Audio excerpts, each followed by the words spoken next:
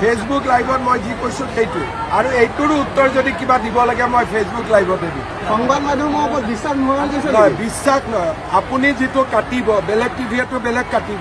দেশৰ জটিল পৰিৱেশত কমিউনিকেশ্যনৰ চিষ্টেমটো বেলেগ হ'ব লাগে, ৰাইজৰ লগত ডাইৰেক্ট হ'ব লাগে। এটা শব্দও যদি AI জৰিয়তে ড্ৰপ কৰি দিয়ে কি হ'ব পাৰে?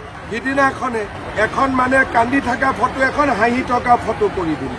সেইকাৰণে যেতিয়া দেশৰ পৰিৱেশ জটিল হয় তেতিয়া ৰাইজৰ লগত ডাইৰেক্টলি কথা পাতিলে ৰাইজ সন্তুষ্ট হয়। কালি ফেচবুক লাইভত 1 ঘণ্টা মই কৈছো, আৰু যদি কিবা ক'ব লাগে মই ফেচবুকৰ জৰিয়তে ক'ম। কাৰণ সাংবাদিকসকলৰ আগত কথা ক'লে চিলেক্টেড পৰ্চন এটা কাটি তুলি দিয়ে, ফলত দেশত বেয়া পৰিৱেশো সৃষ্টি হ'ব পাৰে। সেইকাৰণে এই ঘটনাটোৰ সম্পৰ্কত মই যি ক'ব লাগে ফেচবুকৰ জৰিয়তে ক'ম, যাতে গোটেই অসমৰ মানুহে কথাখিনি একেলগে শুনিব পাৰে।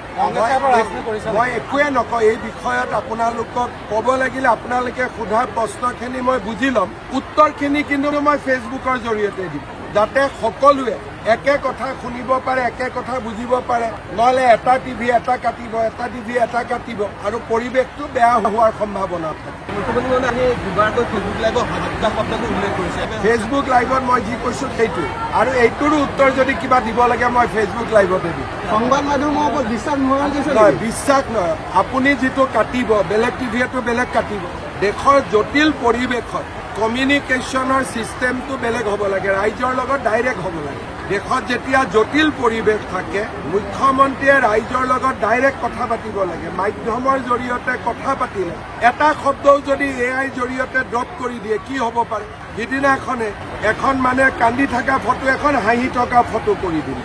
সেইকাৰণে যেতিয়া দেশৰ পৰিৱেশ জটিল হয় তেতিয়া ৰাইজৰ লগত ডাইৰেক্টলি কথা পাতিলে ৰাইজ সন্তুষ্ট হয়।